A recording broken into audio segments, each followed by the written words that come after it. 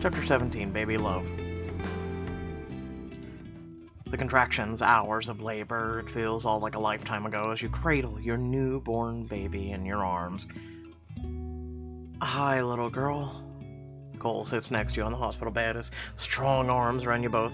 You've never felt so safe and loved in your whole life. I think that's baby for hi. She's actually here. All the pain was worth it.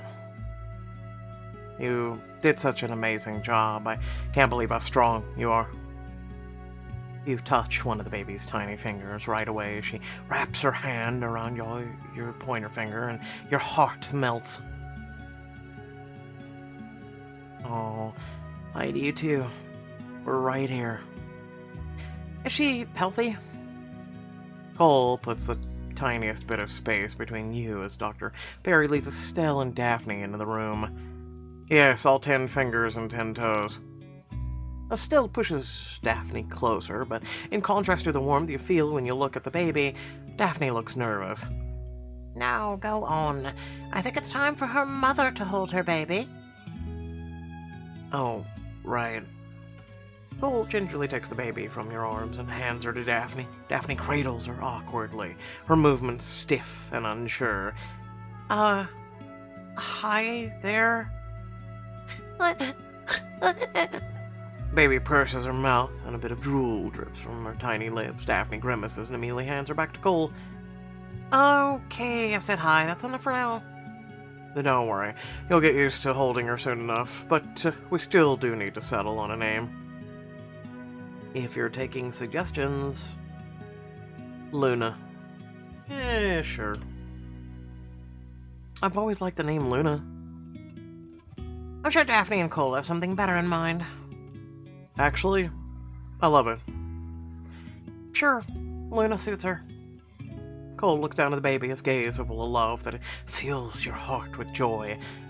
Hi, Luna. How does that name sound to you?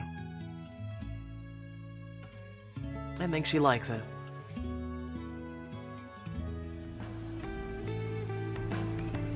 The next day, you headed home from the hospital. Cole helped you out of the car, and you carried Luna inside for the first time. Welcome home, Luna. He blinks at the surroundings, but as you turn to show her to Cole, Estelle swoops over, scooping her from your arms. Oh, here, Daphne. We'll get the perfect shot of you bringing the baby home for the first time. Then we have more people to call. She places Luna in Daphne's arms and instantly begins snapping a few photos. Daphne puts on a smile, but it feels oddly strained. Okay, I think we both had enough. Yes, we really should call you manager with the good news. Oh, and I think that the other producers who would love to hear... Daphne places Luna back in your arms as Estelle ushers her out of the room, already calling her entire contact list. Looks like it's up to the two of us to give Luna the grand tour.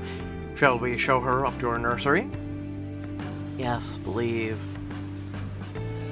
Upstairs, you slowly turn around as you cradle Luna, watching her eyes widen as she takes in her new surroundings. I think she likes it.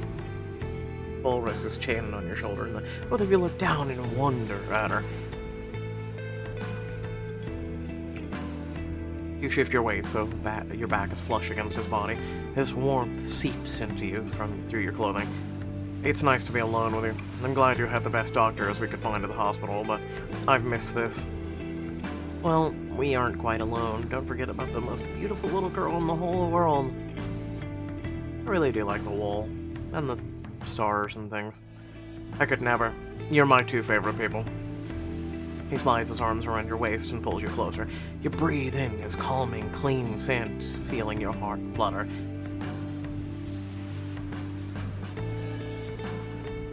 Luna draws your attention back to her as her tiny hands and feet wiggle inside of her swaddling blanket. I still can't believe how small she is. I know. I almost wish she could stay this way forever. You smile down at her. Cole suddenly straightens his eyes, lighting up with excitement. Wait, what if we did one of those salt, dough, handprint things? Then we'd have a way to remember this time once she's all grown up. She's been there in this world a day. You look down at Luna's adorably tiny hands and adorable smile. The idea of commemorating her first day home fills you with emotion. So I've actually done one of these for cats, and I still have the one I have of if you all were here. When Maddie, my cat, unfortunately passed away, we had made little doe paw prints. I'll tell you one thing, it's kind of sad how much they want to charge you for like hospitals and like funeral homes and whatnot. How much they charge you for these when you can literally make them out of Play-Doh. I'm not even kidding. If you're sure we have everything we need for it, I've always wanted to have one of those handprints for her. Then come on, Luna, let's show you around the kitchen. But Downstairs, Cole wastes no time in rolling up his sleeves and gathers a bowl of flour and salt. You cradle Luna, admiring the way his muscles flex as he pours some water and starts to mix the ingredients. Literally Play-Doh. You put it in the oven, I'm just saying. It seems like you've done this before. What, mixed flour and water in a bowl? You move up behind him, still cradling Luna in one arm as you wrap the other around his waist. There's just something about your confidence in the kitchen that I find very sexy. You must really like me if watching me mix flour turns you on. You give Cole the few soft kisses along the back of his neck as the mix transforms into the dough. He dashes a bit of flour on the countertop and lays the dough on top. Now we just need to knead it, pun intended.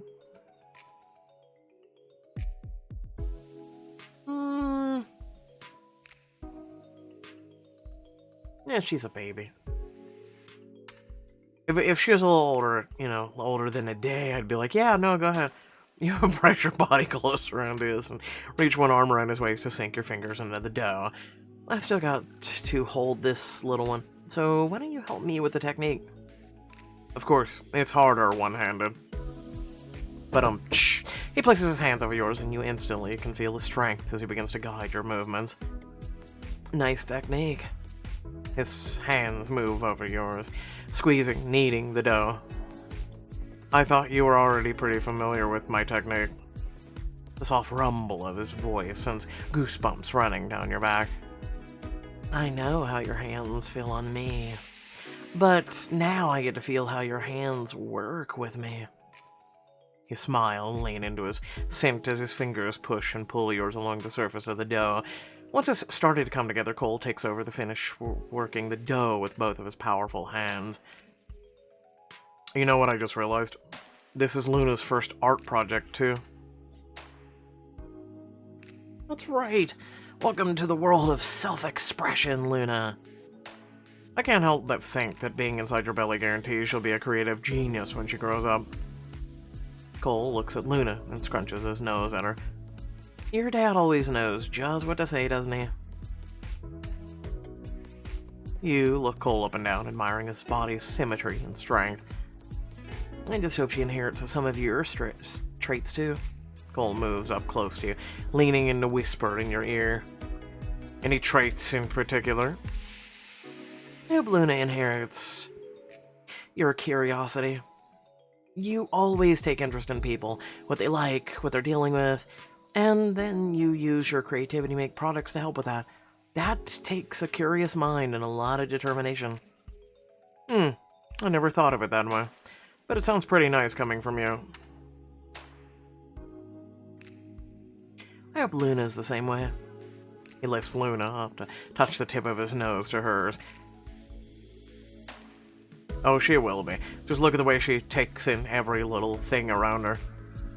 Before long, Cole gently slaps the dough onto the counter and gives a satisfying nod. I think we've got it to the right consistency. You know what that means. You lift Luna over the work surface and she blinks down at the dough. Time to make an impression on the world. Ready? As gently as you can, you lift Luna's hands and help spread her little fingers out. Then you press her hands in the dough. Luna waves her slightly flour-coated hands as Cole laughs warmly. Perfect. That's my baby girl. You and Cole stare down at the two of the tiniest handprints you've ever seen. Your heart feels like bursting with pride and joy. Should do the feet, too. I think her hand is about as big as your thumbnail. I just hope the dough sets okay. He slides the molded dough into the oven and then washes his hands. Here, hold her still. Let's get her clean, too. Let your daddy wash those hands, Luna. If you aren't already a goner where Cole is concerned, you would be at the sight of him gently toweling Luna's hands dry. There you go, nice and clean. Think about all the things she's gonna do with these little hands someday. Drawing, building sand castles, designing rocket ships. I don't know if the world needs more rocket ships. Maybe she could find a cure for diabetes. No, the world actually needs more rocket ships, but sure, she can find a cure for that too. I'd rather go for, cancer, figuring diabetes is normally controlled by what you eat, but You and Cole turn on the oven light and check on the progress. You can see the tiny handprint still baking inside. Also a worthy cause. Is that the number one thing you see her doing? I think one day her hands will be turning the pages of her own novel, playing music, holding a paintbrush. I don't know, nor care. How about that? I don't know. I bet she's gonna take after you and become a big-time musician. Oh yeah, what genre? You take one of those small fingers in yours and gently stroke it. I can see these fingers playing some piano ballads, or maybe she'll be a heavy metal drummer. What about guitar? She's so small she could fit into a guitar right now. He grins and kisses the top of her head. Now there's a craft project for us. Take the top off an acoustic guitar and we've got ourselves an instant bassinet. You laugh and lean into Cole, snuggling along his neck. Just leave the strings on there and she'll have an instant lullaby too. Luna sighs softly in your arms, and as you watch her eyelids flutter and she drifts off to sleep. And she's out. I wish I could nod off that quickly. I know, right? That's what you call a baby superpower. The dough should be done soon, though. As you glance at the oven, watching Luna's tiny handprint, you lace your fingers through Cole's. He turns to smile at you, squeezing your hand, and warmth floods through you from head to toe. I love how strong your hands are. I'm glad. I used to be embarrassed about them in middle school. They always felt a little too big. And then you realized how sexy they were? More like I realized they helped me reach all the frets on my guitar. Which is also very sexy to me. He smiles and pulls you in close, planting a tender kiss on your lips. Good to know. You're being awfully sweet to me today. You deserve it. Seeing you be such a caring dad reminds me more than I can ever say Luna is a very, very lucky girl. And I'm the luckiest guy in the world to have both of you in my life. Oven alarm ding. Sounds like it's ready. Cole pulls the baking sheet out of the oven and you both look down at the finished handprints. Your eyes well up with happy tears. It's perfect. You lean down and plant a kiss on the sleeping Luna's forehead. And now a part of her will stay this tiny forever, even once she's big and grown. Thank you for this. You're really the best, you know that? He answers by taking you again in his arms and giving you a tender, heated kiss. His lips linger on yours, and for a moment you're tempted to lean in deeper until... Oh, yeah, no, that's a baby for you. She shifts in your arms, waking up, her face scrunches adorably as she cries. Oh, look, she's hungry. Or pooped, or peed, or just been a baby. Let's get you back upstairs for some food.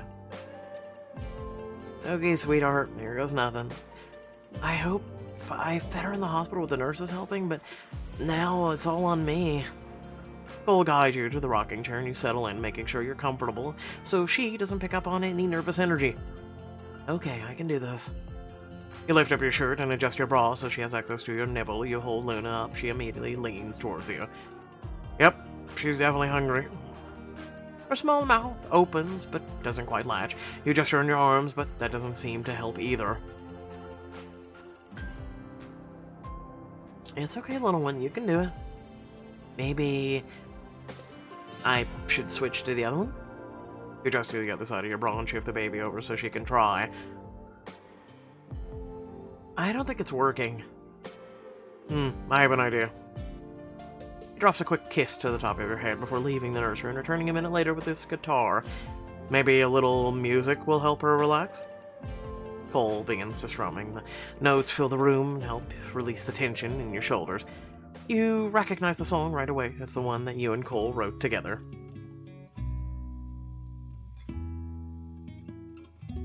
And when you look up at the sun, you'll know you still have so much room to grow. As the music continues to drift over you, Luna's small mouth finds your breast, and she latches on. She's doing it. I think she just needed to hear her dad play some music. Cole sets aside his guitar and comes to sit on the rocker's armrest. You instinctively lean into him as his arms encircles your shoulders. You're doing great. I couldn't have done it without you. With Cole's help, the rest of Luna's first day, even the diaper changing, is surprisingly easy, like you were meant to be here. And the next day, Cole's family arrives to meet Luna. You carry her downstairs after she's done feeding. Now, make sure you all use hand sanitizer. Have any of you been sick in the last month or so? We can't have the baby getting sick. Lord. She'll be needing to sanitize the ground when Luna goes outside next. There's no need to worry. Look, here comes Alyssa with her note. Hello, everyone. Didn't you have a cough last week?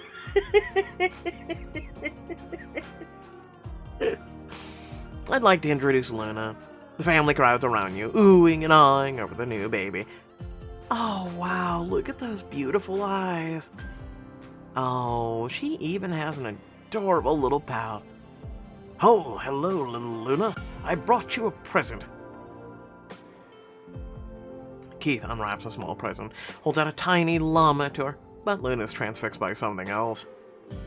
Well, it seems like she's more interested in the wrapping paper it came in. It's still a cute gift, Keith. Oh, can I try holding her? Cole gently passes the baby to his younger sister. Nia beams and starts to rock Luna in her arms. Hi, Luna. I'm gonna be your favorite aunt. Alyssa, how do you look so good for having just having a baby? I feel like I must look exhausted, but I appreciate the compliment anyway. Yep. Luna starts to squirm in Mia's arms. Oh, looks like someone needs Mama. Instinctively, you turn to reach for Luna, but Estelle nudges Daphne forward. She gingerly takes the baby from Mia.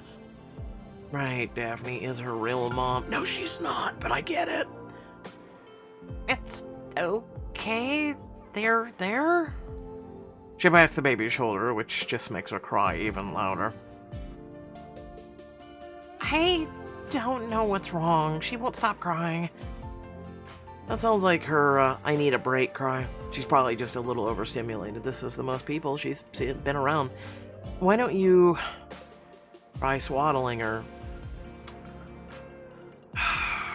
We have to let the baby go. Being swaddled and something calms her. Here. You take a blanket and hand it to Daphne. How do I wrap her in this thing? I can do it. Daphne's expression grows oddly still as Cole swaddles Luna in the blanket. Luckily, Luna stops crying. Wow, Alyssa, you're like the baby whisperer. Daphne, why don't you go put her down for a nap? But she just stopped. As Estelle narrows her eyes at Daphne, Daphne lets out the smallest of sighs. Of course, I'll be right back. Cole passes Luna back to Daphne, and she gingerly carries her out of the room. So, Cole, have you been able to get any sleep? So tough with a newborn. It's touch and go, but not as bad as I thought it'd be. But as the conversation goes on, Daphne doesn't return. Maybe I should go check on her. You make your excuses, head upstairs, where you find Daphne in the nursery with a very, very fussy Luna. What's wrong? Why are you crying? I don't know what you need. Everything okay in her? I don't know what she's crying about. Daphne holds Luna up, looking close to crying from frustration herself. I didn't know it was going to be this hard. Oh, honey, you haven't even changed the baby yet. I should jump in and help. Let Daphne figure it out herself. It's a baby. I just can't leave her like this, let alone Luna. There's this maneuver that might help. Why don't I show you? You step forward and gather Luna in your arms, swaying her back and forth and shushing her. And sure enough, Luna starts to calm. How did you do that? Instinct. It's something Demi recommended, but shushing just shushing her and twisting her torso to sway her. Daphne nods, and then to your shock, tears start streaming down her cheeks. She dabs at her eyes, trying to hold them back. I can't do this. I'm just not cut out to be a mother. Daphne, it's a little too early to... You don't get it. This all comes so naturally to you, but not me. She just doesn't like me. She's literally a baby. She doesn't like anyone. Daphne, it's not too late to learn the ropes. Sometimes babies just cry. There's so much about the world they don't understand, and they get overwhelmed. But what do I do if I can't keep her from getting overwhelmed? Just be patient. Keep spending time with her, and you'll learn what she needs the way I'm still learning. And Cole, too. Remember, this is hard for every new parent. You're trying to take care for someone who can only communicate through uncontrollable cries. I guess that's true. And Daphne never grew up. She still hasn't realized it yet. Daphne wipes away another tear and looks down at Luna. I think she's asleep now. Whatever she needed, she got it. You gently place Luna in her crib, and to both of your reliefs, she stays sound asleep. Thank you for taking care of her. Of course. Wanna head back down? Daphne nods. She plasters on a smile on her face, like she hasn't shed a single tear, and strides back downstairs as her usual confident self.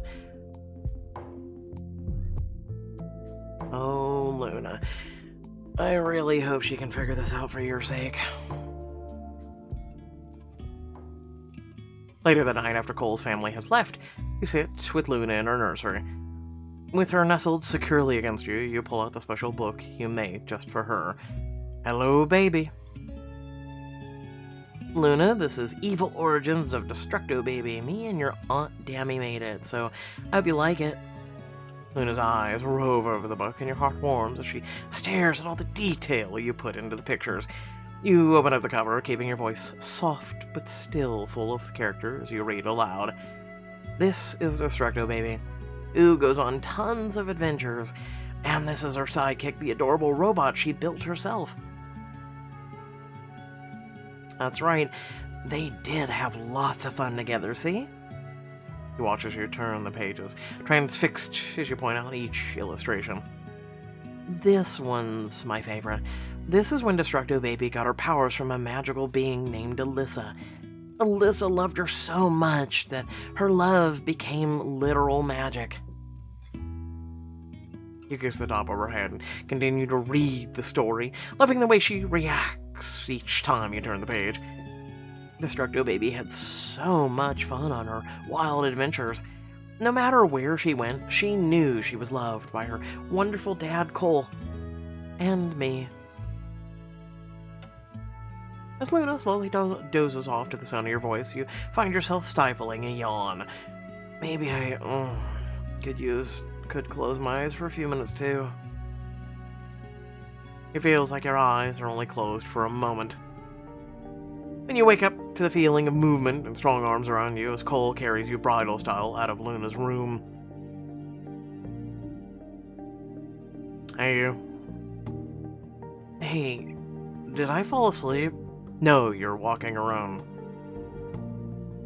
I'll say you were out like a light, so I was just going to get you to your room. Cole gently sets you down, and you see the baby monitor in his hand. On the screen, Luna is sleeping soundly. I'm so glad that Luna's actually sleeping. For now, at least. Me too. You've been so good with her, the best. He slips an arm around your waist and you glance around to make sure there's no one else in the hallway. But it's empty. You've been pretty great too. Part of you remembers Estelle's threats, not to mention the goodbyes you know you'll have to make once Luna doesn't need you anymore. But you push those thoughts away and focus on the warmth of his touch. While I've got you here, I wanted to show you something special. He leads you to a nearby window that has a beautiful view of the estate. See how clear the sky is? When you nod, he brushes his lips across your cheek, the faintest whisper of a kiss.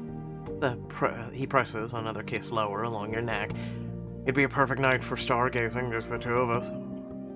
You melt into his touch, tilting your head to give him access. He places another below your ear, just his touch a little firmer this time. That does sound nice, especially when I don't know how much time we have left. I have my little observatory on the second floor of the pool house, so what do you say to a date with you, me, and the cosmos? Stargaze with Cole. That sounds absolutely amazing. Then take my hand and follow me. He takes your hand and leads you through the estate, his calloused fingers intertwining with yours. You take a set of winding stairs up to a hatch in the ceiling, which Cole pops open to reveal... I need this myself. This is amazing. You must have built this to impress your dates, really know how to show a girl a good time. Cole takes hold of you by the waist and pulls you in close, his lips inches from yours. Just wait until you hear that I have a star named after me. Really? A small token of appreciation for my sponsoring of NASA project that was going to have its funding cut. I think that's pretty well deserved. You've been a star in my sky since the day I met you. Cole closes the distance and kisses you deeply, holding you close. Yay, you stole my line. I was going to say the same thing about you. Guess you'll have to find another way to compliment me. You wink at him and the low chuckle he lets out in reply sends warmth curling through your belly. Then Cole steps back ever so slightly and gestures at the telescope. I set it up for you to look at, Orion. It's a clear night, so you should see it perfectly. Gaze through it.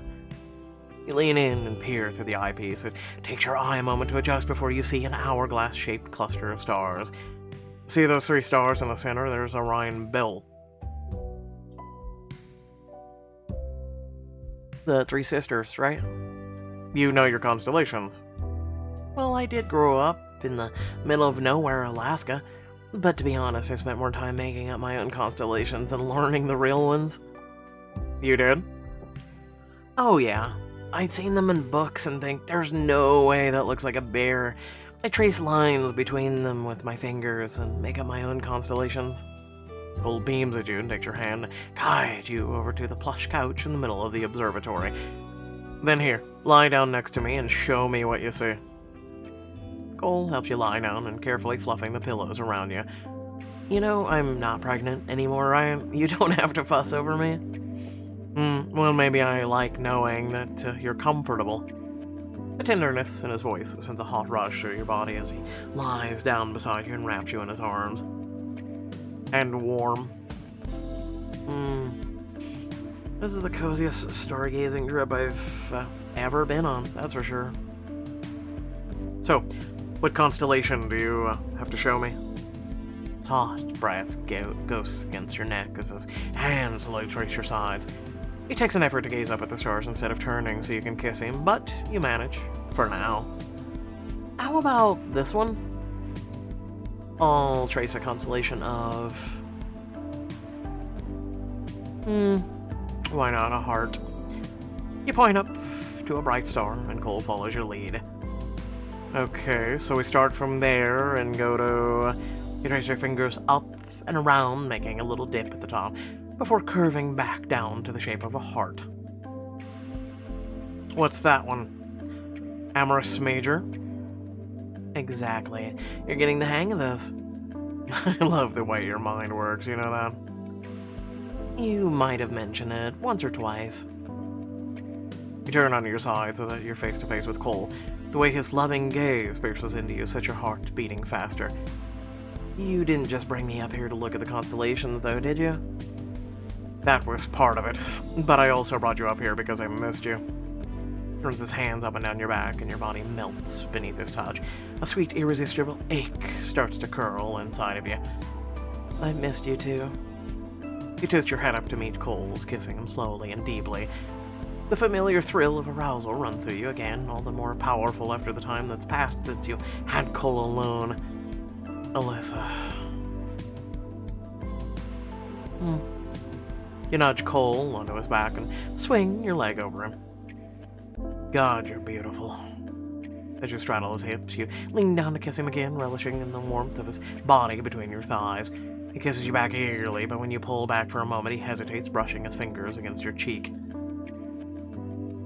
Are you sure you're okay to do this? Yeah, making out is actually a must on the postpartum to-do list.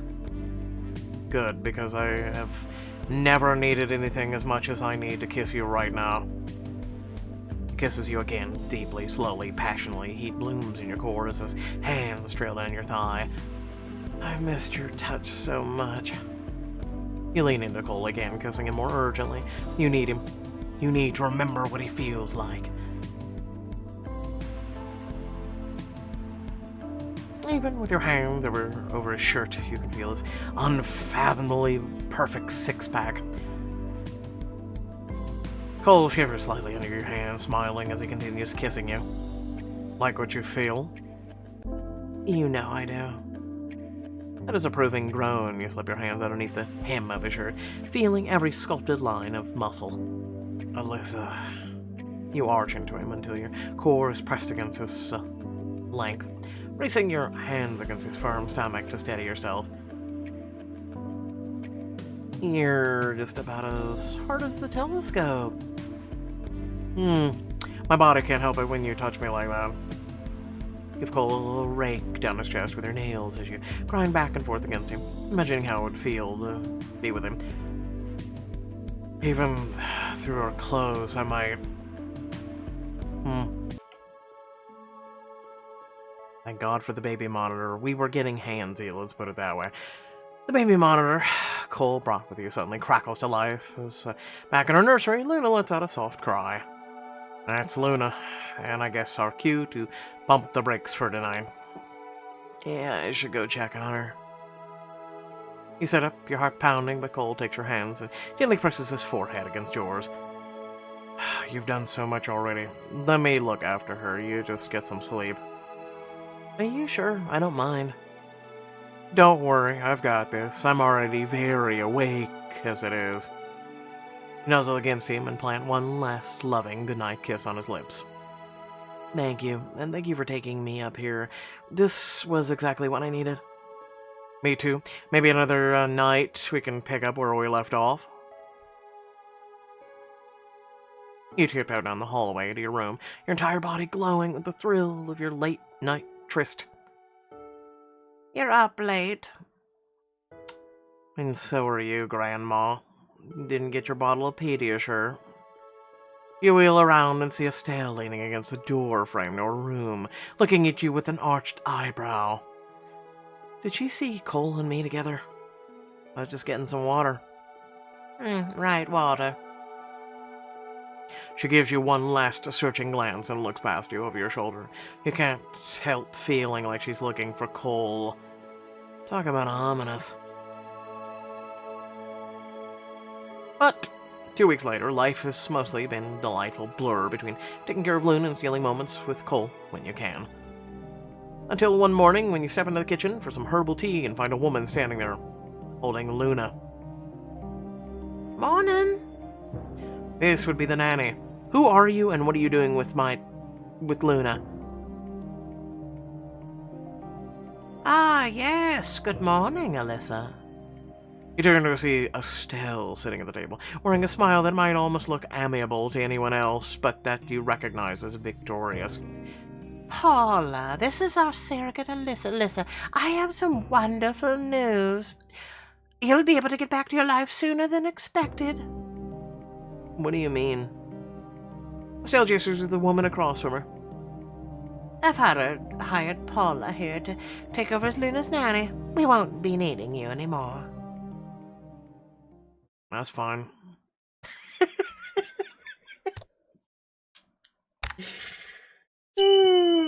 That's perfect. Bye. Have a good one. I'll never have to see you ever again. With that, I'll say what I have to think here in a minute. Without further ado, please remember to like, share, and subscribe. Head down to the description. Plenty of things to check out there, ways to support, and also ways to become more a part of this family, this community that we have here. With that being said, hopefully you all did enjoy. Let me know down in the comments section, but I'll say the following. So what's going to happen? Cole, before you gave birth, literally and figuratively wanted to break up with Daphne. Right? Cole being a man. And, I don't know, I'd say he is a little bit more observant than most that we know of, especially from other prior books, but also the way he's written. Is going to realize, oh shit, I'm losing Alyssa. So he's going to have to make a choice. His choice is the following. He can either stay with Daphne, who really doesn't want to be in the mother role, doesn't want to be taking care of a child, doesn't want, she wants the bounce chicka wow high life without any of the responsibility, and we know people like that. I'm sure you and I can agree on that. She wants that kind of lifestyle. Right, she wants no absolute responsibility, and that's perfectly fine. There are people who are like that. They don't want kids. They don't want, relationship. They want one night stands and bound chicka wow, and then to go do with their parties and all that other shit, which she's been doing this entire time for 9 months while we've been pregnant, right? So, yeah, I don't know. Like, basically, I think this is gonna come down to Cole is gonna pick us, duh, and unless we convince him otherwise to give him and Daphne a chance, or I don't know, maybe it'll come down to Cole being like, I don't want her gone just yet, or whatnot. I guess we'll have to see, but most likely that's how I feel. Is this going to come down to Cole making a choice, and then Cole, of course, chooses you. So all this is just pointless. But let me know your thoughts down below. Let me know if you agree or whatnot. Otherwise, thank you all for watching, and hey, consider checking out all the live streams we've been doing on YouTube and all the content that I've been uploading that is not choices. Remember, there are many other things that I do on this channel that aren't just choices. Okay, catch y'all later. Peace out.